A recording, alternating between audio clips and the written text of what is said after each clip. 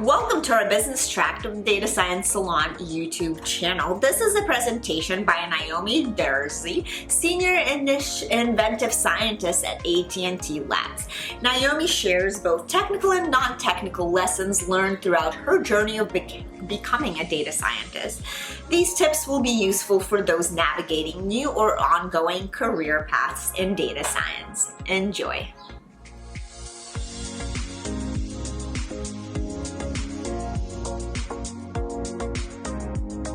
I'm Noemi. I'm a senior inventive scientist at AT&T Labs. And today I decided to talk about my journey in data science and lessons that I've learned and things that I wish I had known before, or things that I learned on the go and I found them very useful. So to start, every woman's journey within any tech company or within the tech environment starts with a fearless goal. And this fearless girl was in love with physics. So I really liked physics when I was in high school, but I wasn't sure what to do because the opportunities in my country to have a professional life in physics were very limited, and there weren't many opportunities to explore physics as a career. But I still didn't want to give up on this, and I said that, okay, I'm going to do a bachelor's with a dual major with computer science because computer science is very helpful. And that's how I got to work with my advisor on complex systems using data sets and exploring complex networks and understanding how to model them and analyze them. And then later on, I decided to move on and do a master's in computational physics, where I also used more network science and more physics to explore data sets, to model them, and to understand human behavior through those models. And later on, I decided also to do a PhD, which was focused on statistical physics approach to complex social systems. And this was more also on human behavior modeling through these complex networks and using data sets to understand human behavior.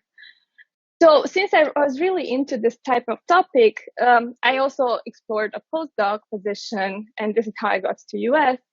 I was a postdoc for a few years at Rensselaer Polytechnic Institute, where I was also working at the Social Cognitive Networks Academic Research Center, understanding social networks and modeling them. But then after a while, I started thinking, okay, now I'm in academia for so long. Do I want to move to industry? Do I want to stay in academia? And I actually decided to move to industry. And I was lucky enough to get accepted to this Inside Data Science Fellowship, which is a great program for PhDs who want to transition from academia to industry. And so this is not a boot camp. They already assume that you have the skill set and they already test you for the skill sets that you need in data science, but they prepare you to make this transition from academia to industry, especially for people who spend so many years in academia. It might be more difficult, this transition, than if you're just freshly out of a bachelor's degree. So after this fellowship where I got to learn so much, I landed on my dream job, and this dream job was to become a data scientist at AT&T Labs. The job title is Senior Inventive Scientist, but what I'm doing is data science and understanding customer behavior and modeling customer behavior to improve our services. So this is my journey, but your journey doesn't have to be like my journey. So it's very easy when you start out to look at others, how they got where they got, and think like, oh, but I don't have that skill set. Oh, but I don't know those techniques or tools. So it's very easy to get intimidated, but you shouldn't be, because everyone has its own journey. And you should also be aware of these stereotypes like, oh, some people knew from an early age what they want to be. I always wanted to be a doctor. I always wanted to be. And other people don't know up till even after they graduate a university what they want to do. And They might even have several jobs after university and still can't make up their minds what to do. And all of this is okay. You don't have to worry about this. You don't have to discourage yourself because you don't have this. Also, thinking about things like, oh, I've been coding since I was a little, or I always started disassembling computers since I was little. So when you hear people saying that, don't think that just because you start programming now, you're going to be less successful than others. Just because others had that path and had exposure to computers from an early age, which most of us didn't, that shouldn't discourage you from picking up later on programming classes, courses, and you shouldn't think that you have all those years that are going to keep you behind because you weren't able to have this access. So one thing that I really like is whenever they ask you like, oh, did you know that you wanted to be probably not data scientist because this term didn't even exist a decade ago, but did you know that you want to use computers, you want to program from an early age? No, you don't have to know that. And the idea is that other people's journey can be inspirational. And some people did this when they were young, others did that. But this is not a rule that must be followed. And each of us have a unique journey, and you should embrace that and be proud of your journey. Now, throughout the journey, as I said, many times you can get discouraged, especially by looking at others and thinking that they're more experienced, you don't have this experience. So for that, it is very important to establish a relationship of mentorship with someone. This should be someone who is more senior and more experienced and who can help you, give you guidance and feedback of how to evolve, what would be your next smartest career move if you want to do this or that. And it's very helpful because all this feedback can help you improve and can help you be better. And also knowing someone who can give you advice, career advice, it can be very helpful because sometimes you can just discourage yourself a lot on your own, but these people can help you realign you on your path. And in addition to mentorship, there is also another category, which is sponsorship. And in order to understand the difference, I really like this picture because it says that, so the mentorship is giving you suggestions of what to do, whereas the sponsorship is actually creating you opportunities and helping you grab them. So, for example, in this case, in the image, it shows that, oh, have you tried the speaking engagement? Whereas, oh, there is a speaking opportunity and I recommended you for it. And both of these relationships are very important to have throughout your career because they can boost your confidence and they can help you advance faster. Now, when you look for a job in industry, especially in data-related jobs, you will find different titles. And this is one of the things that people get most confused about. They think, oh, what is the difference between data scientists? What is the difference between data analysts? And sometimes you see all these roles listed on a job post, but sometimes, if you look at the description, it doesn't necessarily mean that you're doing data science or that you're doing engineering role. It's just is a title, and under it, there is a completely different thing that they're asking you to do. So there are many companies who are not really clear on the type of role that they want to give you. So they just label it as something, but then that's why it's very important for you to pay attention to what the job description actually says, because the job description is going to be what you're actually going to do every day. And you want to reflect on what that job description tells you and if it's that really what you want to do. So don't let the title throw you off or like confuse you. For example, as I said, my title is Senior Inventive Scientist.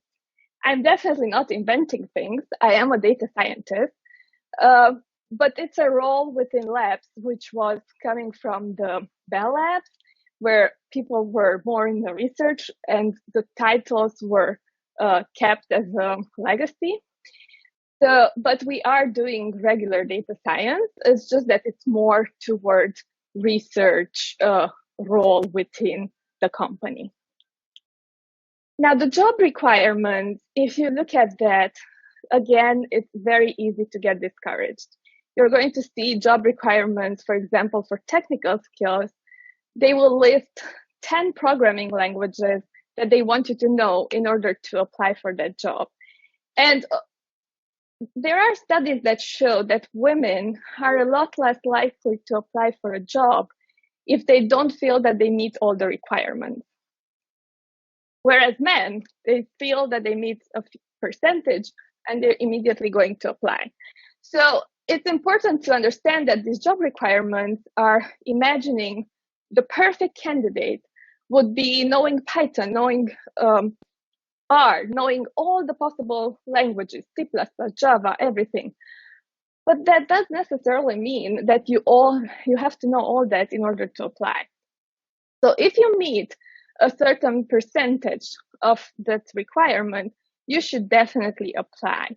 And many things that are in those job requirements, you can always pick up on the go while you're working at the company.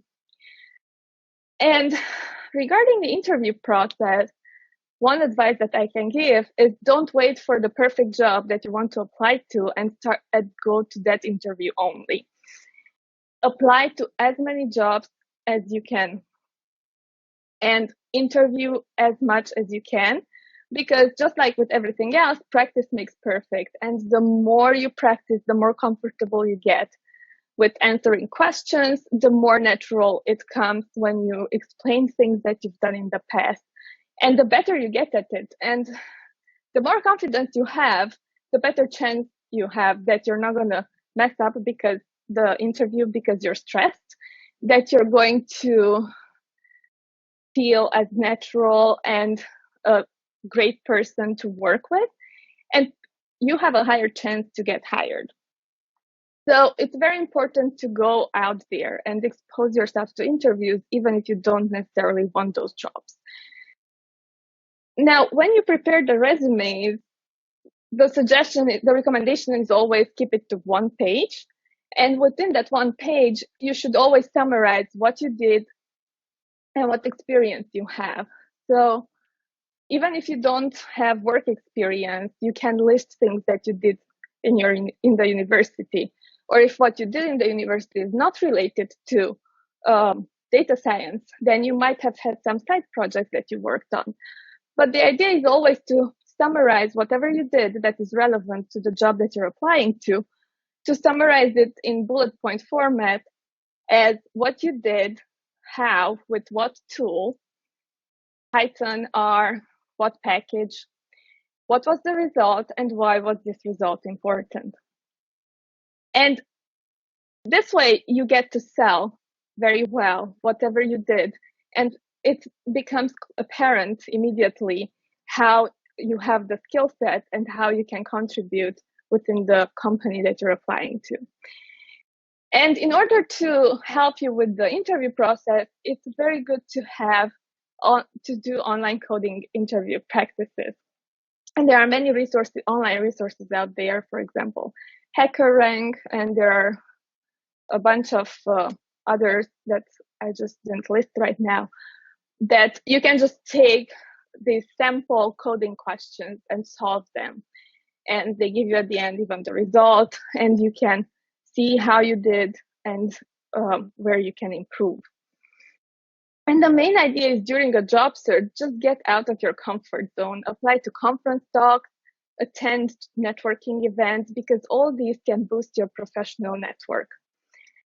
And the professional network is very important because throughout your career, you're going to always rely on people. You're going to need to hear what others are doing within other companies, which can give you an idea about how to do your work, or you can learn new techniques, new methodologies from others, or also they can tell you about opportunities within their company in times when you might need that. And expanding your professional network is, there are many ways to do that. One way, and probably the fastest way is to do it in-person networking at meetups, at conferences. Now, if people who don't have access to in-person events because they are living in an isolated area, then I guess you should take advantage of this pandemic, because all these meetups and conferences now have moved virtually and everything is online, and you can have access to many meetups and many conferences that you wouldn't have been able to have access to otherwise. For example, if you want to attend a meetup let's say I'm in New York now, and if you want to attend a meetup in California, you just need to click on the link and join the meetup. You don't have to travel, you don't have to have conference expenses, and it's a great opportunity to meet others, learn about their work, and you can later on reach out to them and establish a connection with them. And other resources are also, you can have online social media connections. You can have LinkedIn to be active there, or just follow other professionals to find out what they're working on, learn about tips and tricks in technical tools or just in career. You can also create websites to highlight your experience, project, make yourself visible. And it's also very helpful to have a GitHub repository containing your projects that you have worked on, projects that you can open source. And if you like to write blog posts, it's also a great opportunity to get yourself known. If you write a blog post about, you learn something new, a technical skill, and you, for example, try it on a data set, you can write a blog post about it and put it on social media, show others what you did. Now, all these are very useful, but you don't have to do all of them. These are all useful ways to improve your professional network. But if you don't like social media, which there are many data scientists who don't, you don't have to force yourself to do it. You can choose other ways of showing the world what you do. You can have your website, again, blog posts, or just meet people in person if that's what you prefer. These are just some suggestions. Of course, you don't have to stick to all of them. You can choose whichever you like, but they are really helpful for professional connections. Now, another important part, which will always come up in your career, is the imposter syndrome. And women have the tendency to have imposter syndrome more than men, because so if from the very beginning, if you start off, you see that, oh, I don't have the education or the training that the others do in the field that I've seen. You can get that education, you can get that training. If you don't have X years of experience, you can build it up. And for job posts, whenever you're applying, as I said, it can be very intimidating with the job posts that they list so many things on that requirement. You might feel that you are not good enough to apply. And then, for example, if you go to conferences or attend technical talks where people usually present a technical skill that they're very good at, you might think that everyone is so much smarter around you than you are, which is not true. They might know a specific thing very well, but you might know other thing very well, and you'd be able to teach them in that. And then once you get to a job, you might always think like, oh, my colleagues are so smart. Am I good enough? Do I stand up to that standard? So imposter syndrome can always occur, but the important thing is to squish this tone in your head, because what holds you back, which is why I really like that quote, is not what you are not, but what you think that you're not. So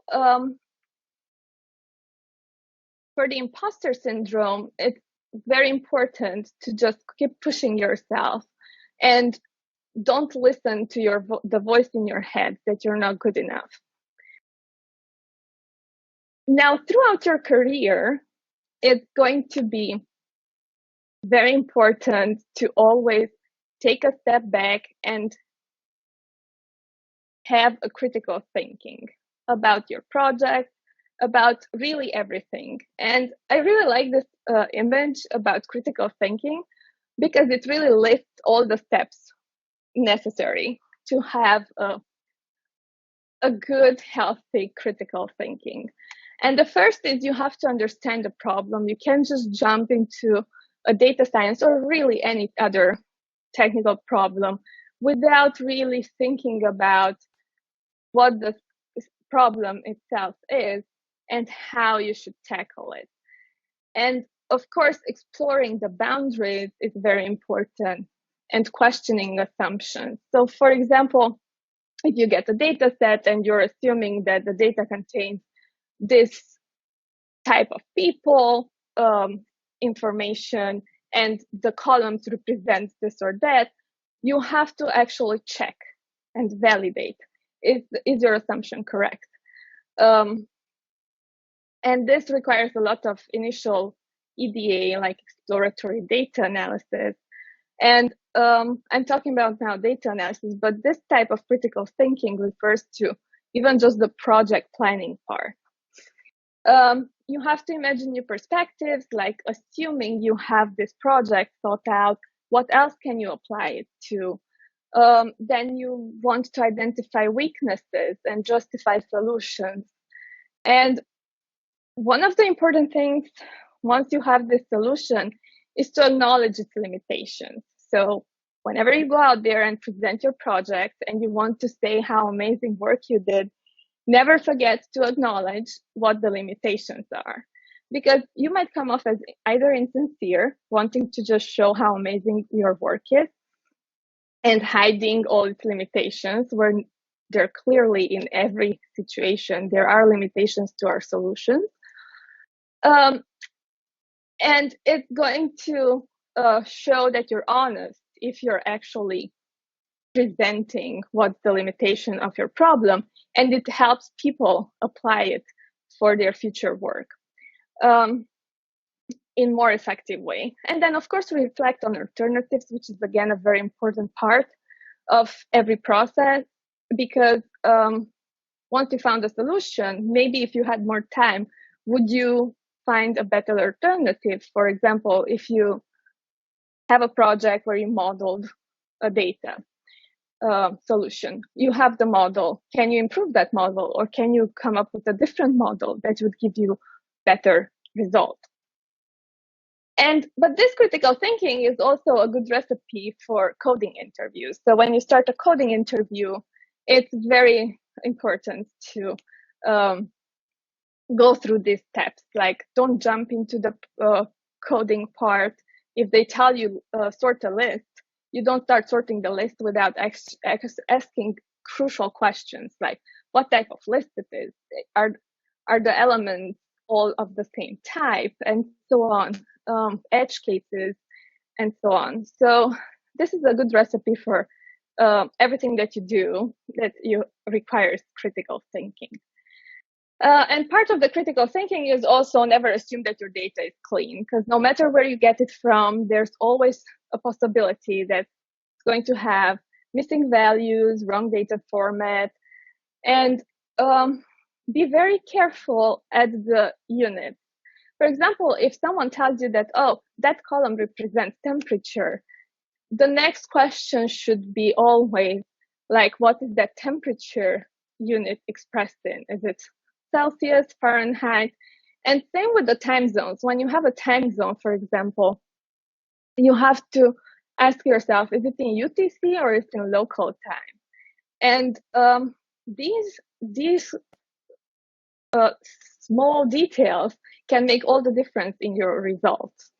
Now, knowing your data is very important. And before you actually get to the EDA part to explore your data, you need to know where it comes from and who generated it, because they can answer all these questions that you might have about the data. And it's important also to do always summary statistics to understand what your data contains, what are the distributions of the values that you see, what are the edge cases, and also it's good to know if this gets periodically updated or not. Now, the most important part is to know what your functions do. Now, knowing what your function does is especially important now with all these libraries and packages that Python and R has. You can always just have a problem and you throw it in Google and tell me in the search engine asking on Stack Overflow, what's the solution for this? And just paste in your function in your problem and there's your solution.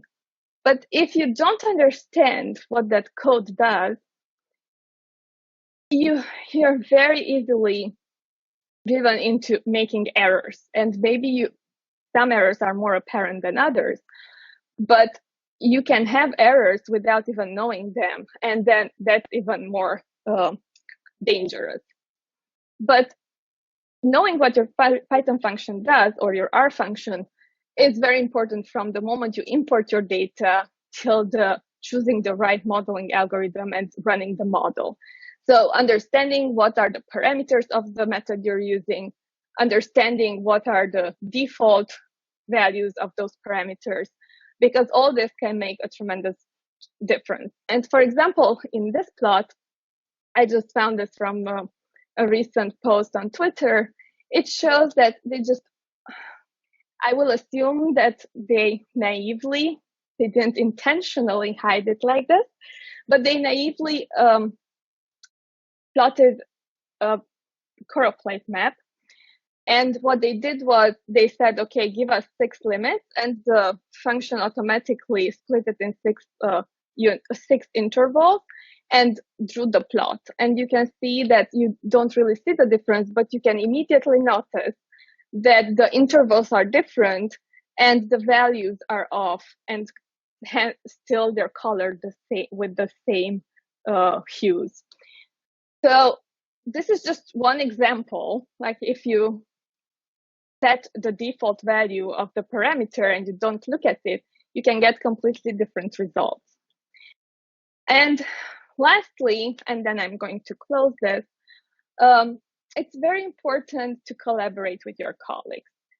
Reading and researching things on your own is probably what you get used to mostly in academia, or you might just like doing things your own way, but your colleagues may already know the things that you're researching. And if you just ask them, it might fasten up your work and you would become more productive. And the same is for working independently on certain projects versus in team. In team, it's always better because there is a diversity of ideas. And in addition to that, there's also diversity of skills. For example, I'm very good at running a Python code, but then my colleague comes and says, oh, why don't you run it in Spark? And I never use Spark. So he just helps you out with Spark and you make your code so much faster. And that's why working in teams and asking for help is always making you more productive than you would do on your own. And so to close it off, I'm going to share some resources that can help you if you're at the beginning or if you're already a data scientist to navigate your career. There are many online courses now during the pandemic, even more than before. And in addition, there's also a tremendous amount of books and research papers, blog posts that you can learn from. And what I really like, there is this weekly newsletter, Data for Science. I inserted the link here. They compile every week the latest and newest tools, technologies, books, courses that are out there, and they are a great resource for you to learn. And of course, for more technical things, you can always rely on specific details from GitHub or Stack Overflow. And I'm also an organizer of the Data Umbrella, which is a group for underrepresented groups. And we try to have meetup events and workshops. And this year we organized the first ever open source online Scikit sprint. And that was a great success because people from all over the world were able to join. So if you follow this group, you will see regular events happening online. And we welcome you to in-person events too, starting next year, hopefully. And of course, social media. And I'm happy to connect with all of you and discuss more. Thank you. That was a presentation by Noemi Derzsy, Senior Inventive Scientist at AT&T Labs. She shared her journey of becoming a data scientist and provides advice that will help aspire your continuing career paths in the data science field. If you enjoyed this presentation, please feel free to subscribe to our channel below.